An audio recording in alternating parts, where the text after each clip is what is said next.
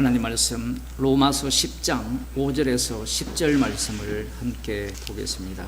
모세가 기록하되 율법으로 말미암는 의를 행하는 사람은 그 의로 살리라 하였거니와 믿음으로 말미암는 의는 이같이 말하되 네 마음에 누가 하늘에 올라가겠느냐 하지 말라 하니 올라가겠느냐 함은 그리스도를 모셔 내려려는 것이요 누가 음부에 내려가겠느냐 하지 말라 하니 내려가겠느냐 함은 그리스도를 죽은 자 가운데서 모셔 올리려는 것이라. 그러면 무엇을 말하느뇨? 말씀이 네게 가까워 입에 있으며 네 마음에 있다 하였으니 곧 우리가 전파하는 믿음의 말씀이라. 아멘.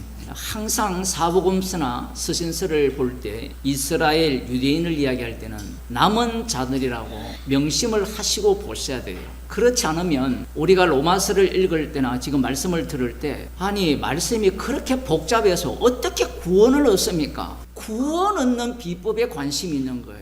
대부분의 사람들이 거기에 관심이 있어요.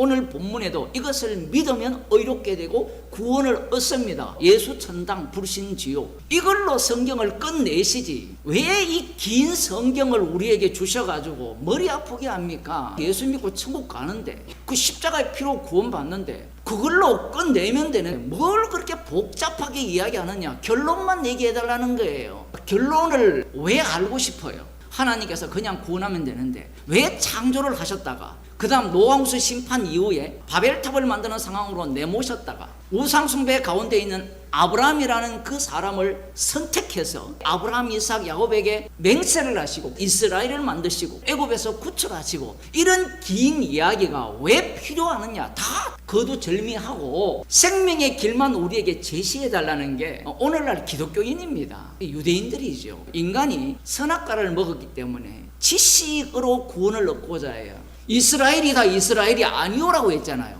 이스라엘은 분명히 하나님이 선택한 선민입니다.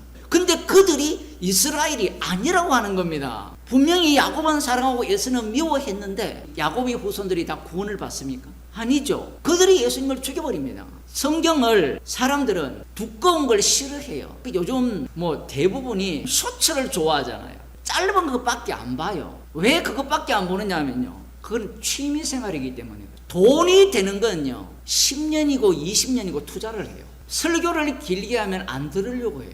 결론만 얘기해라는 거예요. 결론만 얘기하면 결론을 낚아챈 자들은 지옥 갑니다. 왜냐하면 성경 전체가 필요 없어지는 거예요.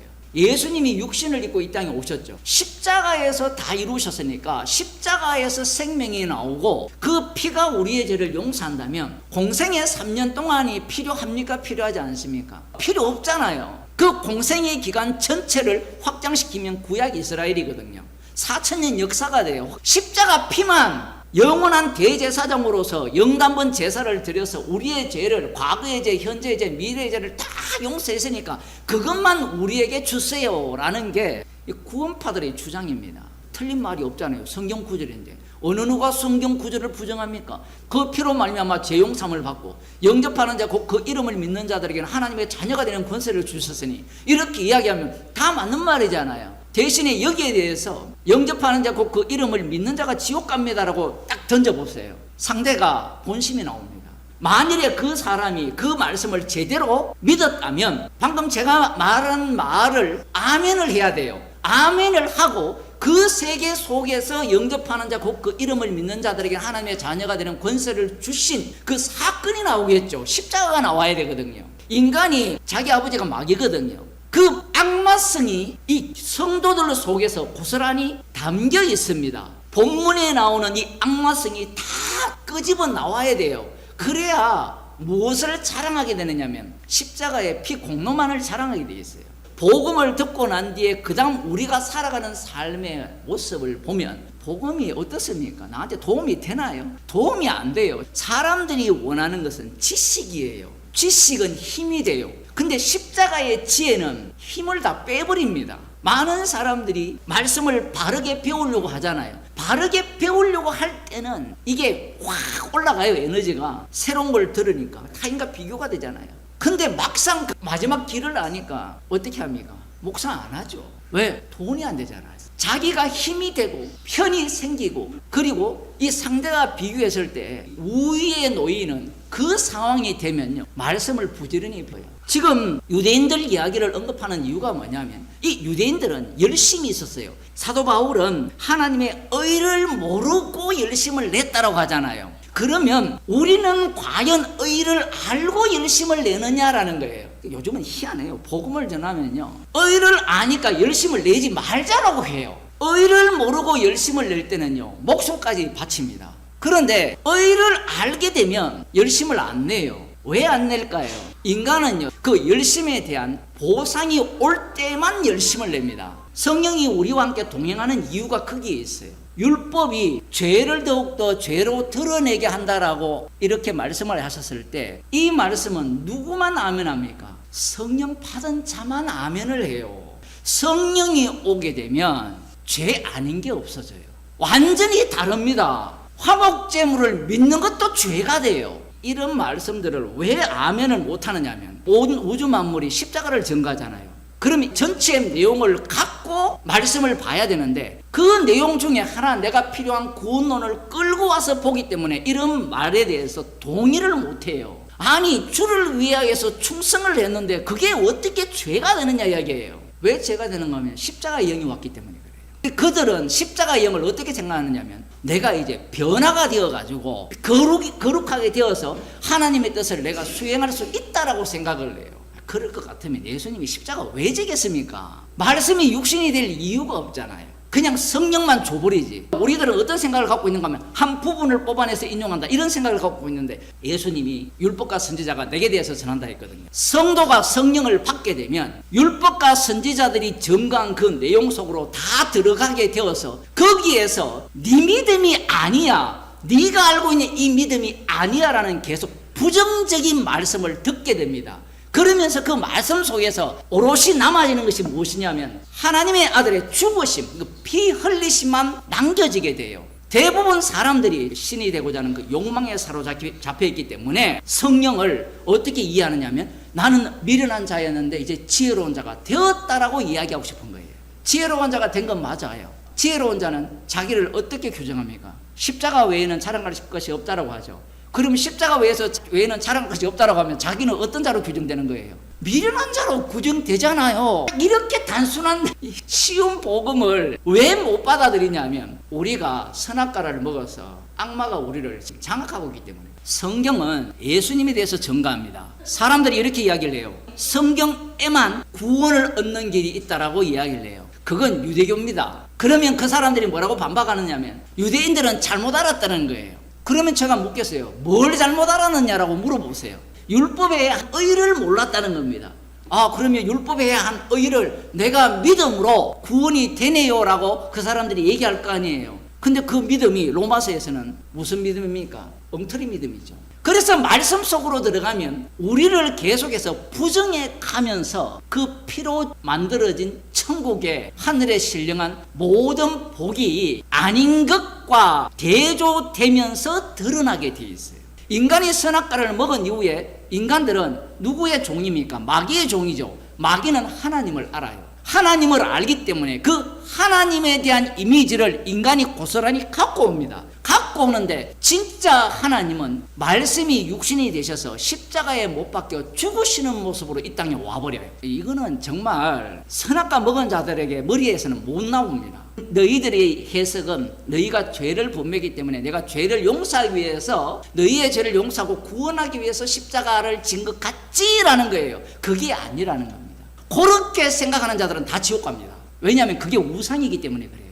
구약이 긴 이유가 너를 위한 우상이 어떻게 차곡차곡 쌓여져서 나타나느냐면, 마지막 유대인들 사도 바울을 보세요. 율법의 의로는 흠이 없는 모습으로 하나뿐인 여호와만 섬기는 자로서 자기를 숭배한 거예요. 지금 예수님의 말씀은 그 말씀을 하신 거예요. 여러분, 저주받고 싶은 사람 손 들어보세요. 아무도 없다니까요. 저주받고 싶은 분은 하나님의 아들이신 예수님 뿐이에요. 역사를 공부하는 이유가 거기에 있거든요. 이걸 계시로 안 보고 역사로 보기 때문에 역사가 아니거든요. 역사를 통해서 계시가 되어지면 이것은 확정적이에요. 역사로 보는 순간 이 말씀들을 뭘로 다 바꿔버립니까? 나를 위한 말씀으로 바뀌어버려요. 이게 계시가 되면 십자가이신 주님을 위한 역사가 돼요. 유대인들은 이걸 계시로 본 게 아니라 계시는 계시인데 누구를 위한 계시? 나를 위한 계시가 된 거예요. 말은 예수님을 위한 계시라고 하는데 그러면 예수님을 위한 계시라면 구원 얻는 자가 없어도 되지 않습니까? 라고 하면 아멘 해야 돼요. 성경에는 구원 얻는 자가 없어요. 근데 누가 구원을 얻습니까? 주님이 십자가의 피로 새롭게 창조한 자들, 새로운 피조물들이 구원을 얻거든요. 그들은 당신이 말하는 사람이 아니에요. 그들에게는 나의 구원이 없어요. 근데 예수님이 새롭게 창조한 새 피조물의 구원에 있어서는 나는 없고 내 안에 누가 삽니까? 그리스도가 살아요. 그리스도께서 이 땅에서 어떻게 되셨습니까? 십자가에 못 박혀 죽었습니다. 그렇게 죽은 분이 그리스도이심을 증거하고 주되심을 증거하기 때문에 그 인생은 그리스도를 위한 인생이 되어버려요. 그걸 뭐라고 하는 거면 주님의 증인이라고 하는 겁니다. 여러분들이 글을 읽을 때나 목사들의 설교를 들을 때 잘 들어보세요. 그 사람의 탐심이 드러나게 되어 있어요. 목사들은 교회를 성공시켜야 되잖아요. 그러면 설교자가 어떻게 설교를 바뀌어야 돼요? 사람들이 올 수 있는 설교를 해야 되잖아요. 아니면 구원론 중심으로 사람들이 설교를 하는 겁니다. 그런데 예수님이 뭐라고 말씀하시는가 하면 성경은 내게 대해서 전한다. 내게 대해서 전하고 나에게 영생이 있는데 내게로 오지 않는다라고 하죠. 왜 예수님께 안 갑니까? 그들은 사람의 이름으로 오면 영접한다는 거예요. 사람의 영광을 서로 취하기 때문에 그래요. 그런데 예수님의 이 복음은 누구의 구원이냐면 예수님 자신의 구원을 이야기해요. 예수님 자신을 소개하고 있어요. 예수님의 자신의 구원 속에 누가 포함되느냐 하면 새로운 피조물이 포함돼요. 이렇게 이야기하면 사람들이 예수님 믿을 것 같죠? 안 믿어요. 왜냐하면 사람은요 자기가 주인공이 되고 싶지 하나의 덜의 풀처럼 잡초처럼 되기를 아무도 원하지 않습니다. 잠시 있다가 사라지는 안개처럼 되기를 원하는 인간은 아무도 없어요. 그런데 성령이 안개처럼 만들어버리면요 아무것도 없어요. 남는 것은 말씀밖에 없습니다. 십자가뿐이에요. 어느 누구도 모세의 율법을 통해서 예수님으로 넘어갈 수가 없어요. 넘어갈 수 있다면 예수님이 십자가에 실 필요도 없고 성령을 주실 이유도 없는 겁니다. 그들이 율법을 연구한 결과 자기의 구원과 자기 영광을 위하더라. 이게 끝이에요. 이게 종말입니다. 어느 누구도 여기에서 못 벗어나요. 이미 죄를 다 용서했으니까 에덴 동산의 길을 뚫었으니까 내가 사는 곳을 뭘로 만들어야 돼요? 에덴 동산으로 만들어야 된다. 성경에 필요한 구절들을 다 뽑아오는 거예요. 그러면서 이런 본문은 다 삭제해버리죠. 성경이 예수님에 대해서 증거한다 이러면 모든 본문 하나하나가 성도와 만나게 되잖아요. 만나게 되면 성도의 죄가 드러나면서 예수 그리스도의 죽으심의 그 피 공로가 본문을 통해서 드러나는데 그들은 이런 데 관심이 없어요. 피를 증거하는 데 관심이 있는 게 아니라 나의 영광과 나의 영생에 관심이 있기 때문에 그렇습니다. 레위기 18장 5절을 봅시다. 너희는 나의 법도를 쫓으며 나의 규례를 지켜 그대로 행하라. 나는 너희의 하나님 여호와니라. 너희는 나의 규례와 법도를 지키라. 사람이 이를 행하면 그로 인하여 살리라. 나는 여호와니라. 분명히 여호와께서 주신 법도와 규례를 지키면 이로 인하여 살리라고 했잖아요. 그러면 이로 인하여 살리라고 해서 산 자들이 누굽니까? 요한복음 5장에 나오는 유대인들이죠. 그래서 뭘 추구했다는 거예요? 그들은 영생을 얻고자 했다는 거예요. 그들의 해석이 옳아야 틀려요. 옳다라는 겁니다. 그런데 예수님은 이 말씀을 예수님 자신에 대해서 증거하는 말씀이라는 거예요. 이미 이들은 마음의 할례를 행했습니까? 안 했습니까? 행했다니까요. 누르면 율법밖에 안 나옵니다. 말씀을 외웠기 때문에 이들은 자신들은 영생을 얻은 것은 당연한 거고요. 이 모든 말씀이 비로소 이루어질 거라는 것을 그들은 믿고 지금 중심의 자리에 차지한다는 게 바리새인들의 신학이고 예수님의 제자들의 신학이에요. 그런데 마음을 다하고 성품을 다하여 내 하나님 여호와께로 돌아오면 이것이 로마서나 예수님의 말씀에 의하면 예수님이 주가됨을 믿으라가 되어버려요. 믿으라가 되어버리면 복의 개념이 완전히 바뀌어버립니다. 주님의 증인됨 자체가 축복이에요. 스데반 집사님처럼 돌 맞아 죽는 게 축복이고요. 거지 나사로처럼 평생 거지로 살면서 남들의 손가락질을 받으면서 사는 게 축복이에요. 이게 바뀌어버립니다. 십자가에서. 그런데 유대인들은 육에 속했기 때문에 육에 속한 자들은 말씀대로를 주장하거든요.